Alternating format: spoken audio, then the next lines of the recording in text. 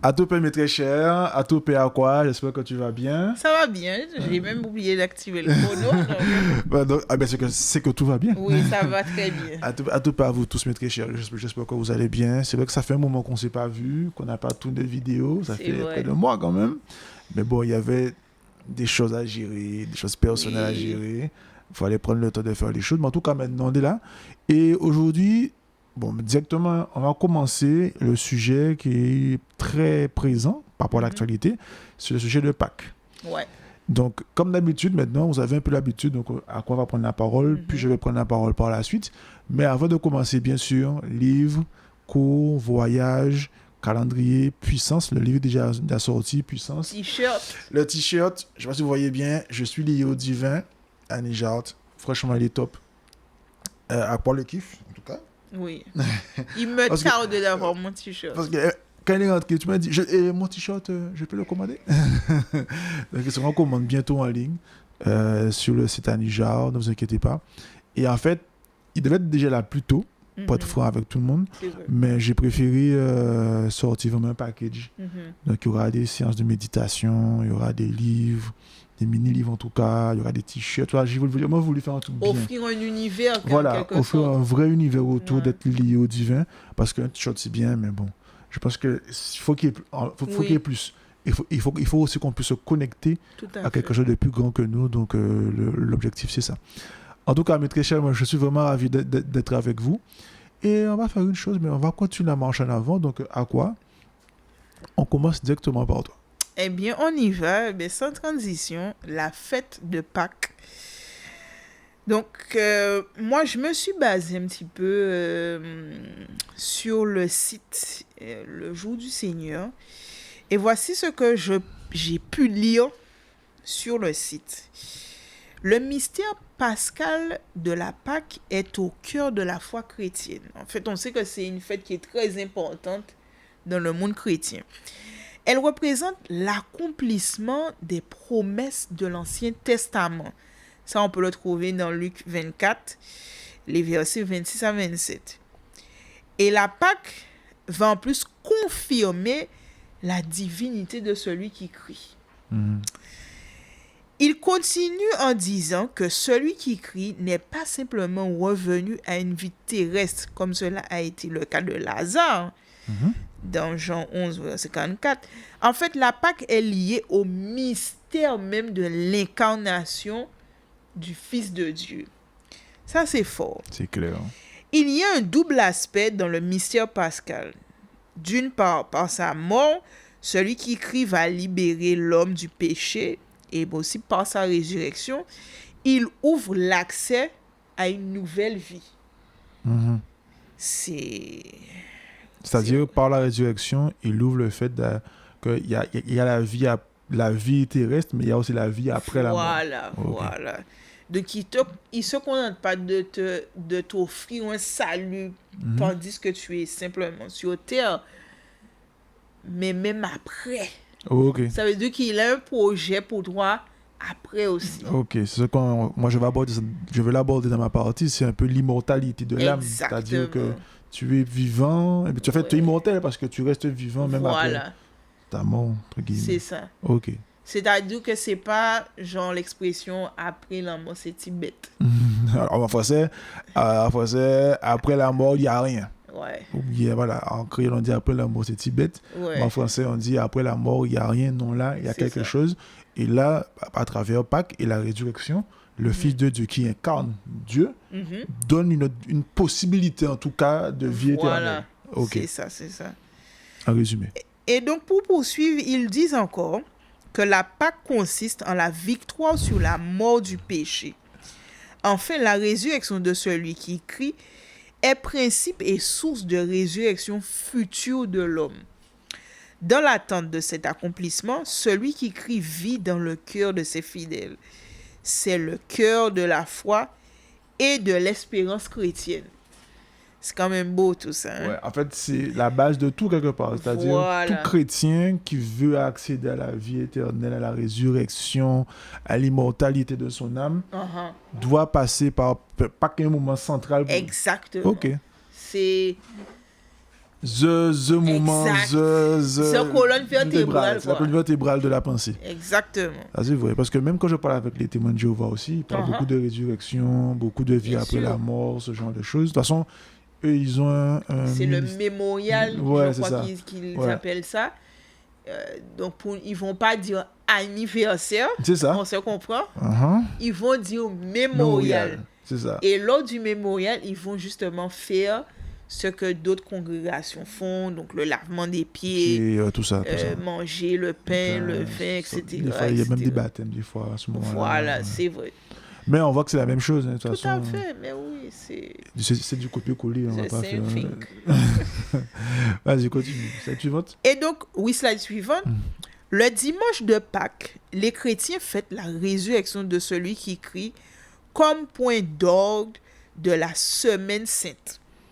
Fête mobile sur le calendrier, elle a lieu le dimanche qui suit la pleine lune de l'équinoxe de printemps du 21 mars. C'est déjà une passe en profondeur, ça. Mais je te donne le ballon tout à l'heure. Je Ouais, te y a donne pas de le souci. ballon. Mais ça veut dire, moi j'ai trouvé ça intéressant. D'ailleurs, j'ai mis la phrase en gras. Parce que, Vas-y, bon, vas-y. en fait, finalement, qu'est-ce qu'on va célébrer pendant la fête de Pâques? Parce qu'on parle de... Alors, on dit bien, c'est une fête qui est mobile sur le calendrier. Elle a lieu le dimanche qui suit la pleine lune. Ça veut dire qu'on tient compte des astres. Parce que normalement, tenir compte des astres, initialement, c'est des païens. Quand tu es catholique ou on va dire religieux, tout ce qui est du monothéisme Mais religieux, tu n'as pas forcément levé la tête au ciel. Tout est écrit dans la Bible ou dans le texte. Et là, comme par hasard, le moment le plus important, il faut lever la tête au ciel. Mais on va voir que lever la tête au ciel aussi, ça vient de l'Afrique de chez nous, avant de venir de chez quelqu'un d'autre. En fait, pourquoi cette fête est-elle si importante pour les chrétiens? Moi, je me suis posé cette question. Et finalement, quelles en sont les origines véritables? Parce que c'est vrai qu'elle est centrale, cette fête. Mais encore faudrait-il savoir d'où ça vient. Bon, là, je t'ai déjà fait une passe, voilà, là, très très belle passe. En profondeur. Bon. Là, il ne me reste plus qu'à contrôler, frapper. Je finis une seule chose, je dis une seule chose, et après je te laisse la place. Et si Pâques, ce n'était pas juste une affaire de chocolat, parce qu'il y a cette affaire de chocolat aussi. Toi-même, tu sais. Voilà. En fait, l'objectif va être pour nous, en fait, d'explorer, en fait, ses origines. Plus que religieux, je dirais, en fait, des origines historiques. C'est vrai. Historiques. Voilà, moi, je te fais la passe parce que... Moi, je te dirais, avant de commencer, déjà, merci. C'était très bien dit, c'était très bien fait, c'était simple. Oui. Mais je dirais que la problématique, c'est que, comme le dit Kalala, comme le dit Chikanta Diop, comme le dit tous les Diopiens, et même aussi les chercheurs qui sont, on va dire, sérieux et honnêtes, tout à fait. Parce qu'il y en a, ils te disent, une utilisation commence par l'écriture, la numération, et ainsi de suite. C'est-à-dire qu'il y a des bases. Tout à fait. Et lorsqu'on regarde des bases de l'humanité, elles sont en Afrique. Donc l'Africain ne serait pas resté assis sur une chaise en telle date. Alors il a créé les mathématiques, l'Ostichongo. Il a créé la numération kamite, la numération des Dogons, la numération des Bambara. Il a créé sa langue, il a créé ses vêtements, il a créé le col, il a créé... Bon, je ne vais pas l'ouvrir. Ah non, il y aura des problèmes. Bon, il y aura sûrement des problèmes de droit d'auteur. Mais je veux juste vous ouvrir un livre. Voilà, on va dire donc il a créé le Sphinx sous forme de représentation en pierre. Oui. Il a créé quoi? Il a créé des pyramides. Les pyramides. Donc, il y a des humanités. Bijoux. Enfin, il y a tout. Donc, des humanités. C'est comme si, en gros, j'ai créé le tambour, j'ai créé le déboulé. Mon nom s'appelle Akiyo, pour ceux qui savent, ceux qui sont en Guadeloupe. Oui, ceux qui ont la ref, ils savent, mais ceux qui sont d'autres. J'ai les tambours, j'ai les musiciens, j'ai les chanteurs, j'ai les gens j'ai les personnes pour défiler, j'ai la route pour défiler, c'est organisé. Mais j'attends que quelqu'un de France ou de Jérusalem vienne me dire: ah, mais ce que vous faites là, ça s'appelle un déboulé, d'ailleurs. D'ailleurs, ça s'appelle... Voilà, et chez moi, mais non. Et c'est ça le problème, c'est que la problématique avec la religion, c'est ça, c'est que les choses existaient déjà avant autre part, quelqu'un ou un groupe de personnes est arrivé, s'en est accaparé, l'a amené chez lui, et après tu dis, comme dans les documentaires, on te fait en mode effectivement. La voix Aristote a avec la dit à voix. Platon qu'il fallait apprendre à compter en algèbre. Parce que l'algèbre, effectivement, tu vas de mettre une voix Oui, un peu douce, grave. un peu grave, un peu avec un douce, fond musical. avec un fond musical et tout, et il y a tout le monde quelques plans, et c'est bon. Alors que L'affaire non. est dans le sac. Voilà. Alors que non, quand même, il y a quand même des vérités, des choses qu'il faut dire. Mais la plus vieille écriture, aujourd'hui, qui a duré dans le temps, c'est l'écriture chinoise, c'est pas l'écriture française ou européenne telle qu'on la connaît aujourd'hui. Donc, si quelqu'un doit apprendre à l'humanité aujourd'hui comment faire perdurer une écriture dans le temps, c'est les Chinois. Tu vois un peu, c'est-à-dire que Mais ben oui. pour un excès de colonialisme, pour un excès d'hégémonie, pour un excès de domination de l'homme par l'homme, on retire le cerveau humain et on ne fait quoi, tout n'importe quoi. C'est ça. C'est-à-dire qu'en gros, on te fait croire que L'Oréal va améliorer tes cheveux, quoi. Non, mais c'est vrai, il faut dire la vérité. Mais c'est ça. Tu es noir. Vraiment. Non, mais attends, vrai. tu Non, es mais on noir, est d'accord, le produit sort de Chine, tu sais même pas qu'est-ce qu'il y a dedans. J'avoue. Et on te dit L'Oréal, Dove, je sais pas trop quoi. Enfin, bon, vous, mesdames, vous connaissez les marques mieux que moi. Va venir te sauver, va améliorer tes cheveux. Mais c'est ça. C'est vrai. Et après, toi, tu es dans l'incapacité de te dire, mais attends, mais je peux créer L'Oréal chez moi. Enfin, je parle un shampoing, parce qu'on ne peut pas trop nommer de marque. Un shampoing chez moi. Mais oui, je peux créer un savon adapté à ma peau. Les femmes généralement aussi, les femmes noires ont des hanches plus larges, les seins plus prédominantes, mais on peut avoir des soutiens pour nous, enfin pour oui. elles. Elle peut avoir des pantalons pour elles. C'est-à-dire qu'on te met dans l'incapacité de penser par toi-même. C'est ça. C'est là que ça devient grave. C'est une sorte d'infantilisation. Et c'est ça. Et si on revient à la notion de l'infantilisation, si on revient à la notion maintenant de Pâques et autres, c'est ça. C'est-à-dire, on te fait croire que Pâques, c'est né chez eux, quoi. Ils savent ni lire, ni écrire, ni compter. Nul ne sait éduquer des enfants mieux que l'Égypte antique. Nul ne sait guérir mieux que l'Égypte antique. Pythagore a fait 22 ans en Égypte, mais c'est lui qui a inventé le théorème de Pythagore et tout. Alors, les pyramides, c'est 3 millions de blocs de pierre de 2 tonnes. Chaque pierre ont été pris à 900 mètres du site de construction et ils auraient attendu. Oui. Comme Akio, qui a tout ce qu'il faut, il aura attendu. Pythagore pouvait dire, voilà comment on calcule. Voilà, c'est ainsi qu'on fait. C'est ainsi donc. Bon, de toute façon, je ferai des vidéos dessus. Les théorèmes de Pythagore. Bon, on a les éléments, on ne va pas tourner autour du pot. On va pas tergiverser. Pas trop de blabla. En tout cas, moi, le sujet que je voulais aborder de manière très simple, parce que souvent, on parle, mais il faut quand même dire les choses, il faut dire la vérité. Surtout qu'il y a un temps qui est parti. Oui. Quand on parle de résurrection, la problématique de la résurrection, ce n'est pas la résurrection en elle-même. La problématique de la résurrection, c'est de penser à soi en tant qu'être humain au-delà de la vie humaine et au-delà de ce que l'on voit en tant qu'être humain. Parce que c'est cela, en fin de compte, qui est fort dans la résurrection. Le but de la résurrection, c'est pas de te dire tu vas monter quelque part, ton âme et tout. Mais la première personne qui a pensé à ça, qui s'est dit, mais j'ai déjà vu ma tante décéder, mon cousin, des frères, des sœurs, depuis des millénaires, des gens meurent. Mais il n'y aurait pas quelque part où une essence divine qui serait quelque part où je pourrais discuter avec eux, les rencontrer et autres. Et c'est cela, en fin de compte, c'est-à-dire, au-delà même de la résurrection, au-delà même, c'est, comme je l'ai dit au départ, c'est l'immobilité. C'est-à-dire que l'âme est immobile, c'est-à-dire que l'âme peut bouger. C'est-à-dire, au-dessus de toi, en tant que chair humaine, il y a quelque chose qui est au-dessus de toi, c'est-à-dire l'âme. Et c'est là que ça devient intéressant. Et bon, je ne vais pas rentrer dans toutes les considérations parce qu'on n'a pas le temps, mais c'est là que ça devient vraiment puissant et intéressant. Et Aristote, Platon, tous les Grecs, eux, ils ont pris 22 ans pour pouvoir comprendre ça et étudier ça, alors que nous, on le sait depuis déjà 3000, 4000 ans, 6000 ans. La preuve, texte des pyramides, TP 215, je me lève vivant, comme le soleil chaque matin, je suis ressuscité, je suis devenu Ptah. Donc on voit très bien ici que le texte décrit Pharaon qui se réveille, qui se réincarne comme le dieu Ptah tous les matins, ce qui symbolise sa résurrection. Là on le voit au temple de Karnak qu'on aura visité en Égypte antique, durant le voyage, et on sait que c'est exactement ça. Études archéologiques, épigraphes menées par des égyptologues comme Jean-Claude Gronier et Christian Leclan. C'est écrit partout, mais bon, sauf chez nous. Texte de sarcophage, chapitre 17, là, je pense que c'est le livre de la résurrection. Mais attends, on a même un livre qui s'appelle le livre de la résurrection. Et les gens osent nous dire... Je pense qu'on n'aurait même pu arrêter. On n'aurait même pas arrêté là.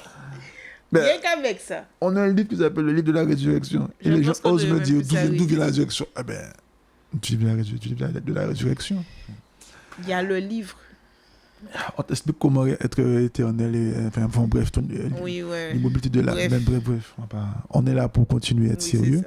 Donc, je suis le fils de Ra, je suis ressuscité, je monte vers le ciel, je m'assois sur le trône de mon père.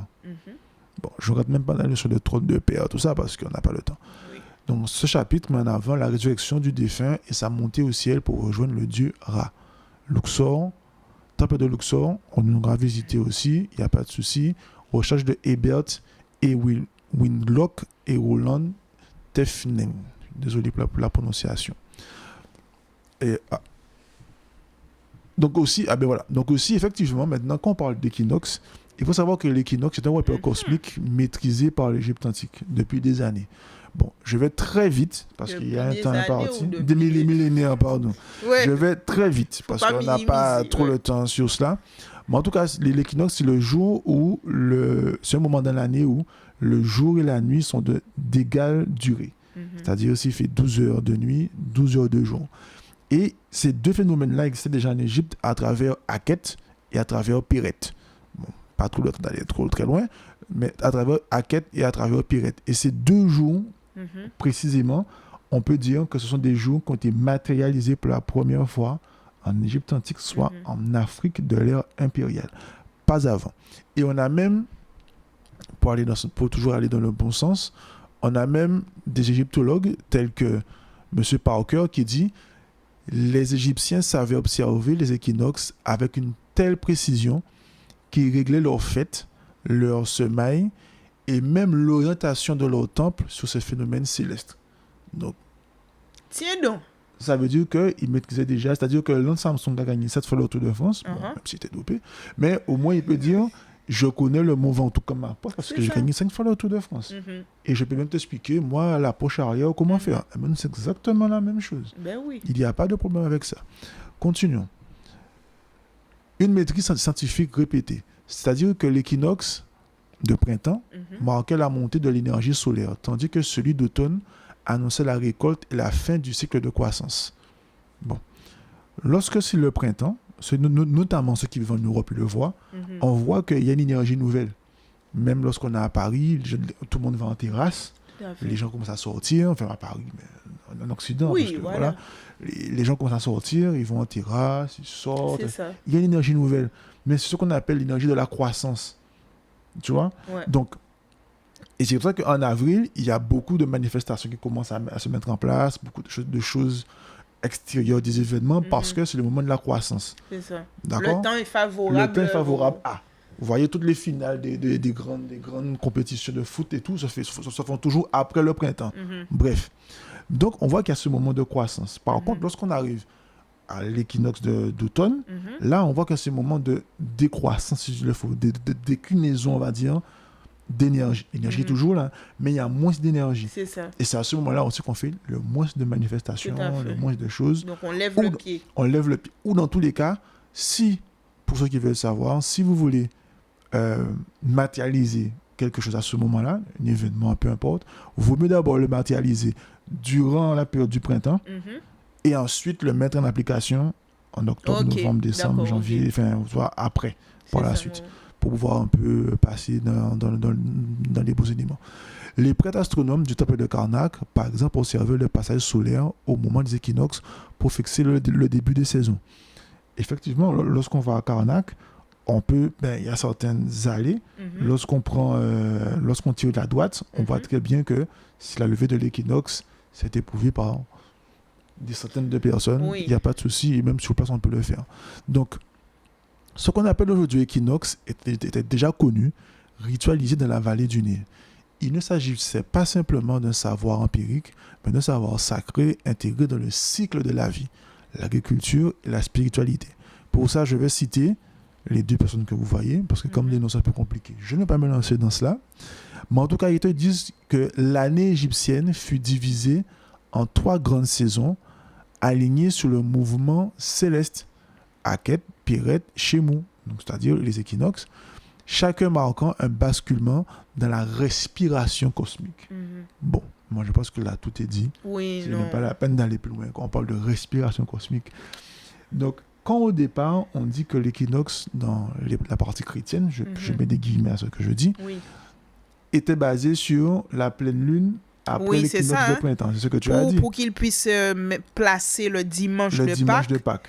Bon, il se base sur alors le dimanche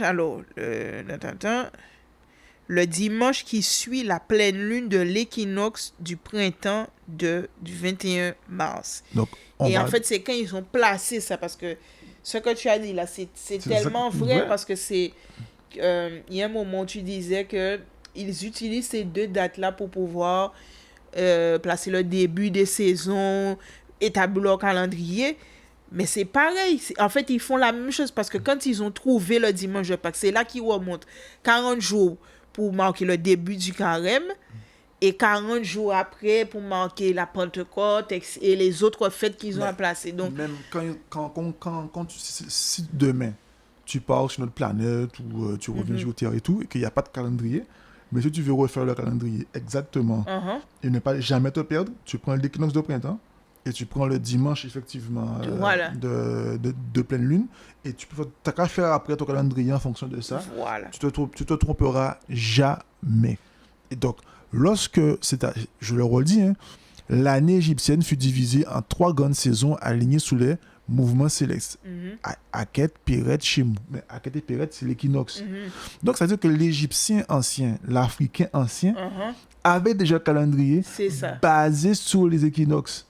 Donc, quand on te dit que la fête de Pâques, c'est une fête typiquement chrétienne, bon, ça fait rien. Ou bien typiquement monothéiste, ça fait rien. Ou bien typiquement des religions dites révélées, ça fait rien. Oui, non. Parce que lui-même, il te dit, mais, il faut reconnaître. Et il te parle même après de respiration cosmique. Bon, on va pas aller plus loin. Le temps est arrivé. Oui. Il faut qu'on continue. Mais en tout cas, il faut juste comprendre que il faut qu'on arrête d'avoir peur du vide. Lorsqu'on parle de notre civilisation, lorsqu'on parle de notre grandeur, on parle de fondement exclusif de l'humanité. On n'a pas retrouvé de joints, on n'a pas retrouvé de fumeurs d'herbe, on n'a pas retrouvé de voleurs, on n'a pas retrouvé de... Enfin, on a retrouvé, mais c'était les autres, pas nous. Ce sont les temples, hein. Ben oui. Ce sont les temples, hein. Moi, les gens, bon, bref, le public peut confirmer. Oui, quand tu ça. vas en Égypte, tu les vois, les mains attachées, dégoûtés parce qu'ils volent des trucs des gens partout. Donc, nous, on n'a pas fait ça. On a donné à l'humanité elle-même. Donc, à partir de ce principe-là logique, bien sûr, que l'on reprenne notre place. Et encore une fois, le but, ce n'est pas de demander à l'autre d'écrire notre histoire, c'est à nous maintenant d'écrire notre histoire. Manifester notre volonté de puissance. Voilà, je ne veux pas dire plus que ça. Je suis lié au divin. Je suis lié au divin. Donc, comme d'habitude, parce qu'il faut qu'on arrête, quelle est la phrase, le mot que tu as retenu, qui t'a marqué le plus? Moi, c'est la respiration cosmique. Hein. Ouais, j'avoue, moi, c'est ça. C'est puissant, ça. Hein. C'est ça. C'est-à-dire que quand tu fais quelque chose, moi, je dis toujours... C'est fort, ça. Je dis toujours, on peut se tromper dans la vie. Vraiment. Et de toute façon, on est là pour ça. Mais si ce que tu fais, c'est en accord avec la Mahat, qui elle-même est en accord avec la respiration cosmique, tu peux te tromper, tu peux faire des erreurs, tu peux ne pas être compris, tu peux être incompris, ça peut arriver, mais tu sais quand même que tu as respecté l'ordre universel préétabli à ton existence. C'est ça. Et c'est cela, en fait, quand on aura le monde d'aujourd'hui, on va en parler peut-être plus tard. En plus, tu dis ça, là, mais c'est exactement ça. Le vrai problème, c'est l'ordre établi avant nous. Et le problème, c'est que quand on parle de politique, d'économie, de géopolitique, de Donald Trump, mais c'est ça, c'est qu'ils ne respectent pas ça. Eux, ils n'ont rien à cirer. C'est vrai. Ils font ce qu'ils ont à faire, et puis bon, c'est avoir de l'argent. Et puis, comme disait un monsieur, hein, il y a 4 religions. Les banques et les banques. C'est-à-dire que, voilà, il y a... Excellent, comme dirait Méchaïne. Excellent. Mais il y a 4 religions, les banques et les banques. Bon, après, en 5e, tu peux mettre ce que tu veux. Bouddha, ce que tu veux, mais c'est les banques. Donc, on est malheureusement dans un système régi par l'homme. Je pense, donc je suis. Donc, tout ce qu'il y a au-dessus de métaphysique, franchement... Oui, ça balance. Macron est passé à la télé, il a dit qu'il va faire la guerre contre la Russie. Bref. Je suis au fait de la respiration cosmique. Voilà. En tout cas. Donc, ceux qui ont été jusqu'à la fin, mettez je suis au fait de la respiration cosmique. Et comme je l'ai dit, il y a le t-shirt, je suis lié au divin. Je vais sortir tout un package. Que j'aurai bientôt. Oui, que j'aurai bientôt. Je vais sortir tout un package. Ah ouais, mais clairement. Mais je vais considérer l'avoir de toutes les couleurs parce que pour les vidéos qui t'attendent, l'avoir de toutes les couleurs. Toutes les couleurs. Et même dans la rue, les gens m'arrêtent et me disent ah ouais, c'est bien fait, c'est joli, c'est bien et tout. Et des personnes qui ne sont pas forcément, on va dire, karmiques ou panafricains, parce que divin, ça fait un peu. Mais c'est un message fort quand même, fort. Ce n'est pas rien quand même. Les gens m'arrêtent dans la rue, c'est clair, ils m'arrêtent tout le temps, surtout à Paris quand je l'avais. Au fait, pourquoi tu me mettez ça? Donc voilà, donc en tout cas. Stay cool. Voilà, et on fait une seule chose, mes très chers, on continue la marche en avant. À topé, mes très chers. À topé.